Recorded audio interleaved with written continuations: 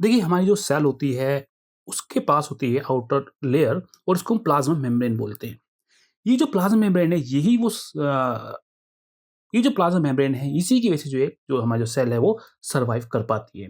अब ये plasma membrane है, माना जाता है कि ये जो मेम्ब्रेन है, ये एक्चुअल में फ्लूइड फॉर्म में है। इट मीन्स ये फ्लेक्सिबल है। यहाँ पर जो क्योंकि जो हमारे प्लाज़्मा मेम्ब्रेन है, इसके अंदर लिपिड्स पाए जाते हैं, इसके अंदर प्रोटीन्स पाए जाते हैं, तो ये एक्चुअली में इसके अंदर फ्लोट कर रहे हैं। तो इनकी जो लोकेशन है, वो एक जगह पे फिक्स नहीं है, ये मूव करते हैं। तो मेम्ब्रेन में जो है, यहाँ पर ये जो फ्लूइडिटी है, उसका क्या इम्पोर्टेंट रोल है? अगर सपोज़ कीजिए कि हमारी जो सेल है, उसके पास ये फ्लूइडिटी नहीं होती, तो क्या होता? और आखिर इसकी क्यों इतनी ज़्यादा इम्पोर्टेंस है? तो यही जो है हम आज की वीडियो में जानने वाले हैं। तो देखिए, हमारी जो सेल है, उसके पास जो प्लाज़्मा मेम्ब्रेन है, सपोज़ कीजिए कि ये जो है रिजिड है, तो उस कंडीशन में होगा क्या? देखिए, अगर हमारे सेल की जो प्लाज़्मा मेम्ब्रेन है, वो रिजिड होगी, तो उस कंडीशन में जो मॉलिक्यूल्स हैं, वो इनसाइड आना है या फिर अंदर से कुछ मॉलिक्यूल्स को बाहर जाना है, ये जो है बहुत ज़्यादा कॉम्प्लिकेटेड हो जाएगा और ये लगभग इम्पॉसिबल हो जाएगा। यानी कि ये मॉलिक्यूल्स है, वो अंदर से बाहर या बाहर से अंदर नहीं आ पाएँगे। अब जैसे कि आप जानते हैं कि हमारा जो सेल है, उसके अंदर मेटाबॉलिक रिएक्शन चलते हैं। उन मेटाबॉलिक रिएक्शन के दौरान बहुत सारे मॉलिक्यूल्स जो हैं, वो बाहर से अंदर जाने होते हैं। फॉर एग्ज़ाम्पल ऑक्सीजन हो गया या फिर हम कहें कि जो ग्लूकोज़ मॉलिक्यूल्स होते हैं, इनको भी अंदर ट्रांसपोर्ट होना होगा सो दैट कि जो सेल्स है हमारी, वो अंदर ग्लूकोज़ का इस्तेमाल करके एनर्जी डेवलप कर पाए या जो इम्पोर्टेंट कंपाउंड्स हैं, वो बना पाएँ। तो उसके लिए भी जो ग्लूकोज़ है, मॉलिक्यूल्स को अंदर जाना पड़ेगा। सेम इसी तरीके से हमारी जो सेल है, वो मेटाबॉलिक वेस्ट बनाती है। फॉर एग्ज़ाम्पल वो CO2 बनाएगी, इस CO2 को बाहर जाना पड़ेगा। अदर जो मॉलिक्यूल्स हैं, कुछ इम्पोर्टेंट मॉलिक्यूल्स ऐसे भी होते हैं जिनको बाहर जाना होता है, वहाँ पर उनका फंक्शन होता है, तो वो भी ज़रूरी है। तो इन सभी कामों को जो हमारी सेल है, वो कब पॉसिबल कर पाएगी? जब उसकी जो मेम्ब्रेन है, वो फ्लूइड फॉर्म में होगी, यानी कि वो फ्लेक्सिबल होगी। हमारी जो सेल है, उसके जो फ्लूइडिटी है, वो इम्पोर्टेंट है। फॉर एग्ज़ाम्पल नंबर फर्स्ट, उसकी ग्रोथ के लिए। क्योंकि अगर हमारी सेल को ग्रो करना है, तो उसके लिए ज़रूरी है कि जो उसकी जो प्लाज़्मा मेम्ब्रेन है, वो फ्लेक्सिबल रहे। उससे उसका जो ग्रोथ करना आसान हो जाएगा। दूसरी बात क्या है कि अगर हम देखें, जो मॉलिक्यूल्स हैं, उनका इन और आउट जो है, ठीक है ना? इन जाना हो या फिर बाहर जाना हो, तो वो भी जो है पॉसिबल तभी हो सकता है जब हमारी जो सेल है, उसके पास जो है फ्लेक्सिबिलिटी होगी उसकी मेम्ब्रेन के पास में।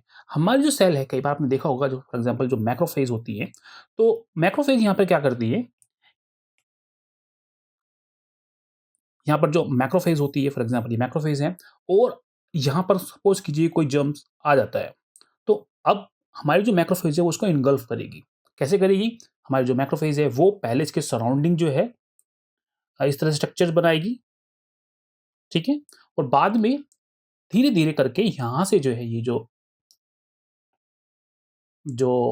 भी यहाँ पर जर्म्स था, वो सेल के अंदर आ जाता है।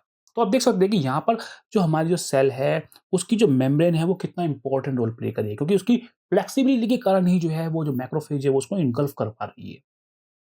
तो इसलिए भी जो है, जो फ्लूइड नेचर है मेम्ब्रेन का, वो ज़रूरी है। अब सवाल आता है कि हमारी जो सेल है, वो कैसे अपने मेम्ब्रेन की फ्लूइडिटी को मेंटेन कर पाती है। फॉर एग्ज़ाम्पल अगर हमारी सेल की जो फ्लूइडिटी है, मेम्ब्रेन की जो फ्लूइडिटी है, अगर वो ज़्यादा हो जाए, तो उस कंडीशन में जो हमारी जो सेल की जो प्लाज्मा मेम्ब्रेन है, वो ब्रेक डाउन हो सकती है। ओके? और दूसरी कंडीशन में अगर हमारी जो प्लाज्मा मेम्ब्रेन है, उसके जो फ्लूइडिटी है, वो कम हो जाएगी, तो उस कंडीशन में वो रिजिड हो जाएगी। तो इसको कंट्रोल करने के लिए यहाँ पर जो रोल प्ले करती है, वो करती है हमारी फॉस्फोलिपिड्स। क्योंकि हमारी जो प्लाज्मा मेम्ब्रेन है, उसके अंदर क्या है, फॉस्फोलिपिड्स हैं। ये फॉस्फोलिपिड्स ही हैं जो एक्चुअली में यहाँ पर मौजूद है। अभी जो फॉस्फोलिपिड्स के अंदर जो ऊपर का जो पोर्शन है, इसको बोला जाता है हेड पोर्शन, और इनको जो नीचे का पोर्शन, इसको बोला जाता है टेल पोर्शन। तो ये हेड हो गया, ये टेल हो गया। जो हेड पोर्शन है, वो पोलर है, इट मीन्स ये हाइड्रोफिलिक है, जबकि जो टेल पोर्शन है, ये फैटी एसिड चेन्स होती हैं, तो ये कैसे होती है, ये हाइड्रोफोबिक होती है। तो हाइड्रोफोबिक जो टेल है, इनकी लेंथ जितनी ज़्यादा होगी, उतनी ही ज़्यादा जो मेम्ब्रेन है, वो रिजिड रहेगी।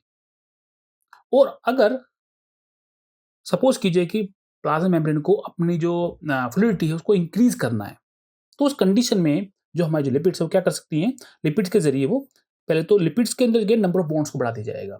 इन नंबर ऑफ बॉन्ड्स के बढ़ने की वजह से जो लिपिड्स हैं, अब वो ज़्यादा क्लोज़ नहीं आ सकती हैं, ऐसा नहीं हो पाएगा। अब उनको थोड़ा डिस्टेंस पे रहना पड़ेगा, क्योंकि इनकी जो लिपिड्स हैं वो बॉन्ड्स की वजह से, डबल बॉन्ड्स या ट्रिपल बॉन्ड्स आने की वजह से यहाँ पर जो है अब जो लिपिड्स है वो क्लोज नहीं आ पा रही हैं, ठीक है। तो ऐसे करके भी जो है मेम्ब्रेन जो है अपनी फ्लूइडिटी को कंट्रोल करती है। यहाँ पर कोलेस्ट्रॉल मॉलिक्यूल्स भी होते हैं, ये कोलेस्ट्रॉल मॉलिक्यूल्स भी इनसाइड जो है सेटल डाउन हो जाते हैं इस तरीके से लिपिड्स के बीच में। तो इस तरीके से जो लिपिड्स हैं उनकी जो मूवमेंट है उनको कंट्रोल करते हैं। ज़्यादा भी लिपिड्स का मूवमेंट नहीं होना चाहिए और लिपिड्स का मूवमेंट कम भी नहीं होना चाहिए। हमारी जो मेम्ब्रेन है उसके अंदर जो लिपिड्स हैं वो किसी एक पोजीशन में फिक्स नहीं रहती हैं, ये मूव करती रहती हैं। वो यहाँ से हो सकता है कि थोड़े समय बाद वो दूसरी जगह देखी जा सकती हैं। तो ये सब चीज़ें हमारे सेल मेम्ब्रेन के अंदर होती है। तो ये फ्लूइड मॉडल का एक मॉडल होता है। अगर ये नहीं होगा तो हमारे सेल का जो सर्वाइवल है वो नहीं हो पाएगा, क्योंकि यहाँ पर इतना एक्सचेंज चल रहा है। तो आज के लिए बस एक छोटी सी वीडियो है जिसके अंदर हम जो है जो मेम्ब्रेन की जो फ्लूइड नेचर है उसकी क्या इंपॉर्टेंस है हम उसके बारे में बात कर रहे थे। तो आगे चल के हम जो है इस तरीके से छोटे-छोटे टॉपिक्स लेके आएँगे जिसके अंदर हम जो है बायोलॉजी के कॉन्सेप्ट्स को और अच्छे से समझेंगे। तो आज के लिए इतना ही। Bye bye.